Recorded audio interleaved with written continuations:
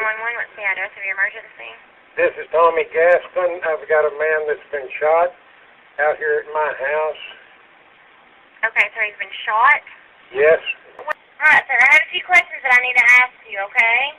We're going to get you an ambulance. I need you to stay on the line with me, okay? Are you with the patient now? Yes. How old is he? He's 41. Is he conscious? Yes. And is he breathing? Yes. Okay. When did this happen? I don't know, just a little bit ago. And we've also got a house on fire out here. And the house is on fire?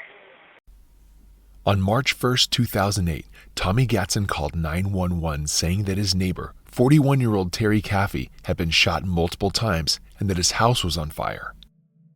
Terry wasn't the only victim that day.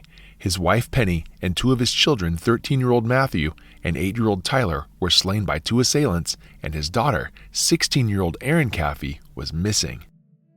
The sudden outbreak of violence rocked the community of Alba, Texas to its core. No one could understand how such a loving family could come to harm. And what about the missing daughter? Today we're going to try and unpack the twisted case of the Caffey family and how they slowly inch closer to their annihilation. The tiny town of Alba is home to just a few hundred people. This meant that the Caffeys were well known and by all accounts, well liked. Terry was a lay preacher, which means that he gave sermons but didn't have a college degree in theology just yet. Penny also contributed to the church sessions, playing piano to accompany the sermons and gospel music. The Caffeys never missed Sunday Mass, heading to Miracle Faith Baptist Church every chance they got, where they interacted with the community and enjoyed their spiritual retreat. Erin, the oldest child, loved going to church just as much as the rest of her family. She reportedly had the voice of an angel and often sang gospel songs in front of a crowd. Though she could be a bit shy, she was definitely the most outgoing Caffey child, although this caused a bit of tension between her and her parents. Everyone that knew Erin felt pulled in by her magnetic charm, especially boys her own age. She could often be seen flirting at school, and on a few occasions, she even flirted with boys at church. However, it's possible that Erin simply didn't know what she was doing. She was known to receive compliments, always blushing and giggling when she did, so there's a chance that she was just too young to know how her behavior might come across as flirtatious. Regardless, it's clear that Erin wasn't going to let her parents' conservative Baptist upbringing define her for long. Terry and Penny knew this deep down, as if they were waiting for their daughter to step outside the line. As it turns out, the first sign of a rebellious streak came when Erin was 13. Terry and Penny received a call from the school informing them that Erin had been kissing a girl in the hallway.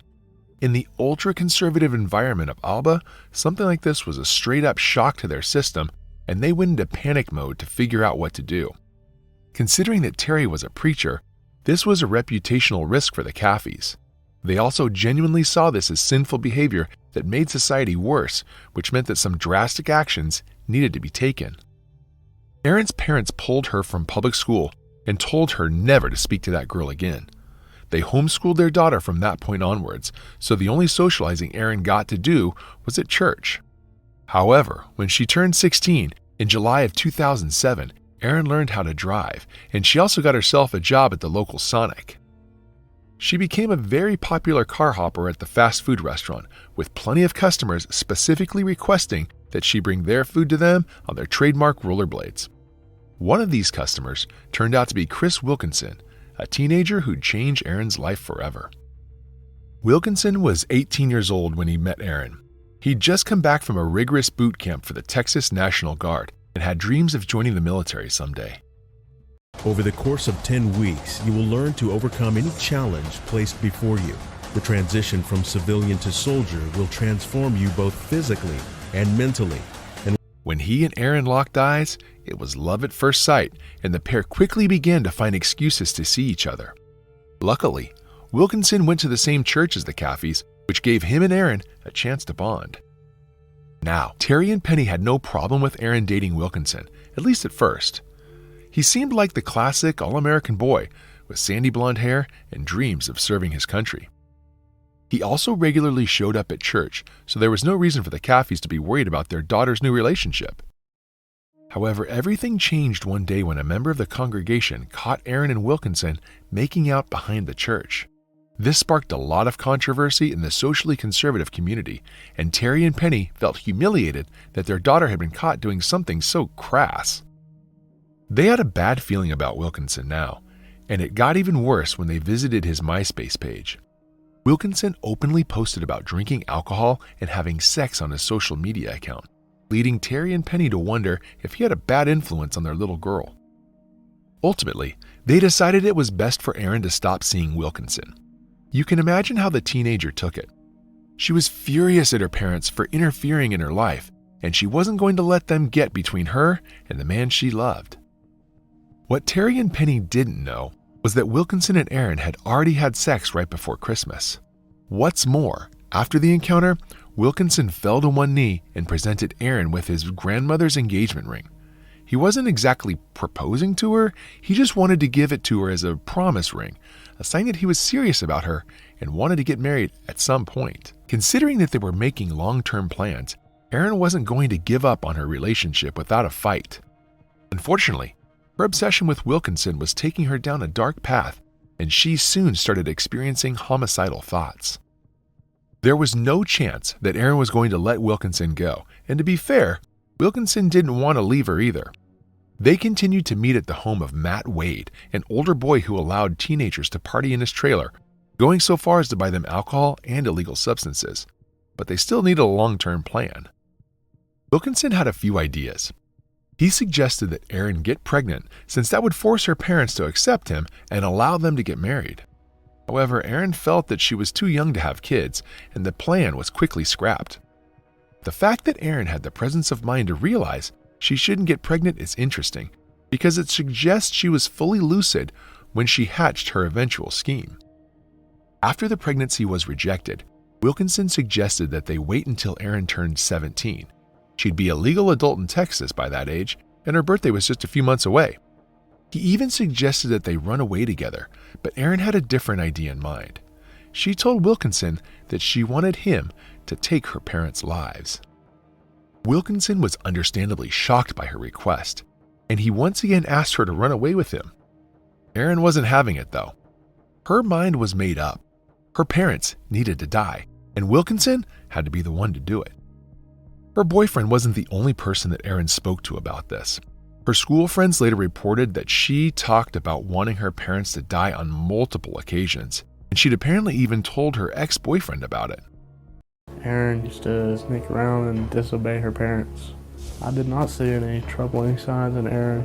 One day I said, "How are you and your parents doing?" And she said, "I just wish they were dead."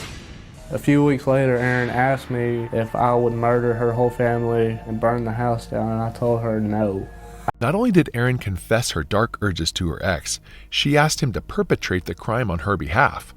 There's a chance that she approached him because Wilkinson was having second thoughts, but after her ex understandably denied her request, Erin finally convinced Wilkinson to go through with it. The couple roped in Matt's younger brother, Charles Wade, with Wilkinson planning to commit the homicides with his friend. Wade's girlfriend Bobby also got involved, though she claimed not to know what they were planning.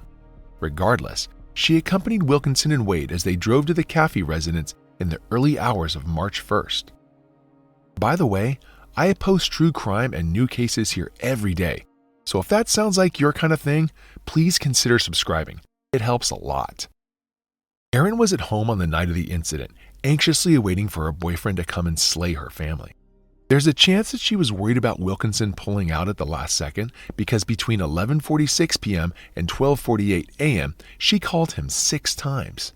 The trio finally arrived and picked Erin up, and the 4 teens drove around for a while. During this time, Wilkinson asked Erin if she was absolutely sure that this is what she wanted. According to Wilkinson, Erin's answer was an enthusiastic yes. Now, there was still the matter of her brothers to discuss. Wilkinson knew that they couldn't live because they'd end up being witnesses for the police. She asked Erin if she was all right with that, and Erin responded that she didn't care and that Wilkinson should do whatever he needs to do. Shortly after this, Wilkinson and Wade parked up the road and entered the Caffey residence while Erin and Bobby waited in the car. Wilkinson had a .22 caliber gun, and Wade was apparently armed with some type of sword. The two assailants entered Terry and Penny's bedroom on the ground floor. The couple were sound asleep at the time and had no idea what was about to happen. Wilkinson pointed the gun at Terry and pulled the trigger 5 times, with each pull sending a bullet ricocheting into Terry's body. Terry was still alive, but he was in enormous pain and completely unable to move. He watched helplessly as Wilkinson fired shots into Penny next, but his gun jammed, prompting Wade to step in and nearly chopping her head off with his sword.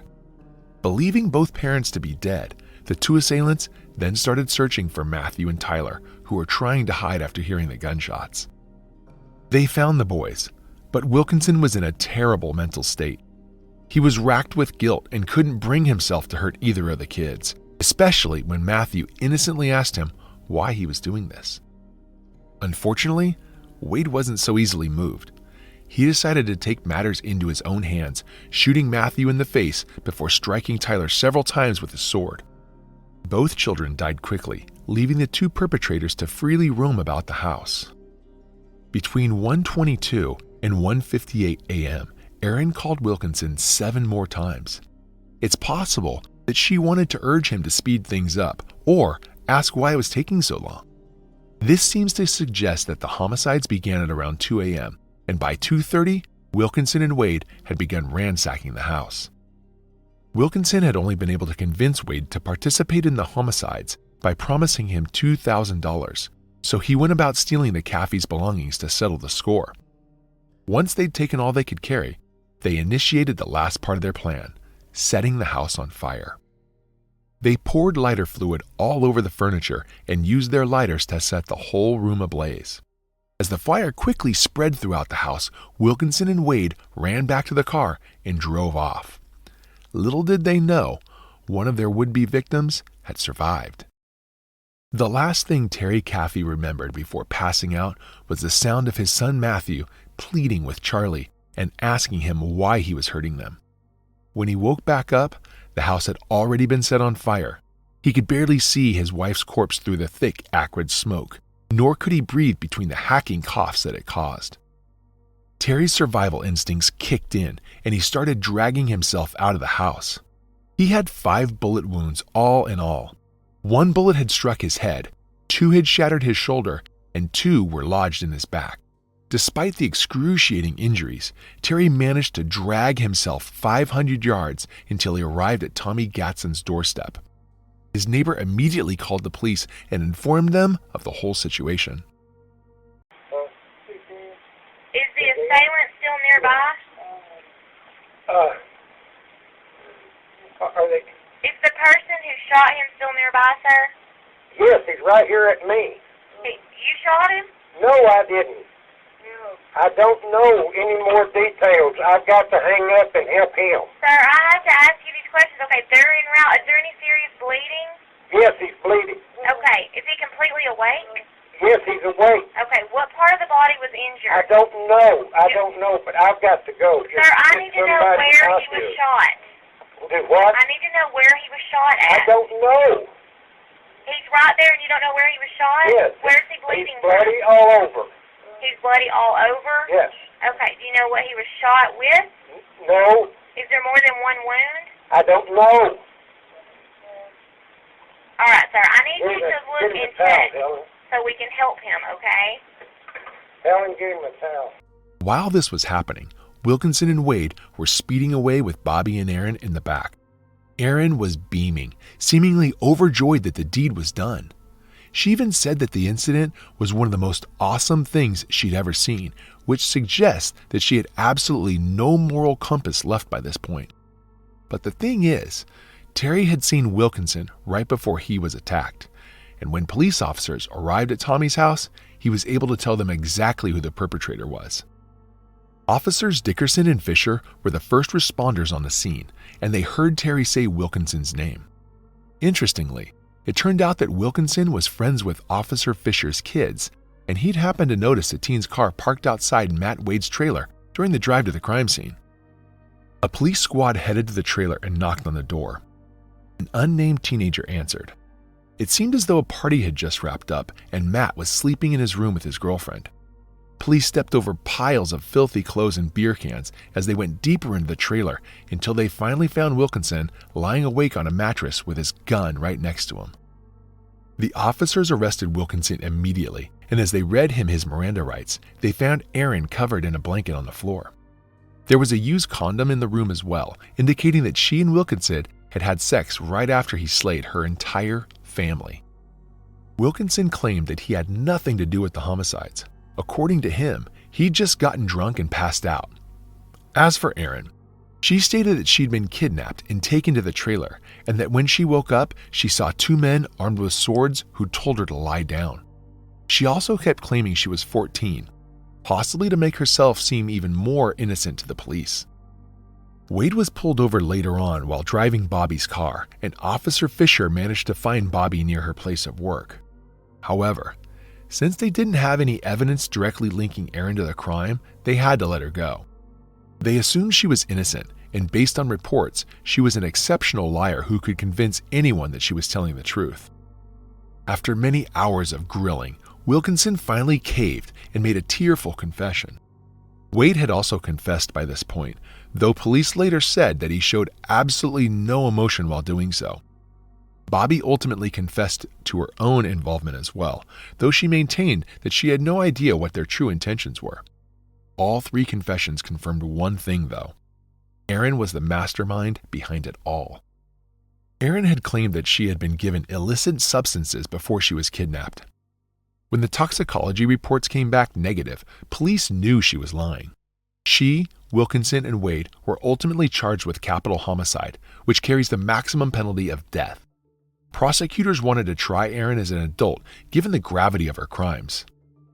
However, all of these plans came crashing down due to one simple fact. Terry forgave his daughter, and he didn't want the actual perpetrators of the homicide to die either. He was acting according to his faith and said that allowing them to live and feel remorse was better than ending their lives, which wouldn't bring the victims back anyway. Wilkinson and Wade were eventually sentenced to life without parole, whereas Erin will be eligible for parole in 2049. Her father visited her as often as twice a week at first and reportedly fully believed her version of the events. Do you think all of those people are lying? No, I don't think they're all lying. Now, one thing that I do believe Erin shared, that when she got in the car, she said actually the two boys were high-fiving her, and Bobby were hysterical crying. And I believe it was Charlie said, not a word of this. Anybody says anything, you'll be dead just like them. However, these visits eventually dwindled to about once a month, and then a few times a year. Terry became a full-time preacher in 2009 and married a single mother named Sophia Webb. Though the marriage didn't last, he eventually remarried one final time and started a new family. Erin is still in prison to this day, and she still hasn't fully admitted to any wrongdoing. She'll be 59 by the time she's released, and it's likely that her father will already have passed away. On the off chance that he's still alive, Erin and Terry might have the most bittersweet reunion ever. Alternatively, Terry might someday realize that his daughter simply wasn't telling the truth, and that she may have actually played a hand in the death of his wife and sons. Either way, the trauma of this tragedy will linger in the minds of the lone survivor of the Caffey family massacre. So, what do you think of this case? Did Caffey's father do the right thing by forgiving her? Do you think she's lying about her version of the events? We'd love to hear your thoughts in the comments below. If you like the way we create these videos and you want to help bring more cases like this to light, hit that like button and subscribe for more deep dives. Thank you once again for watching.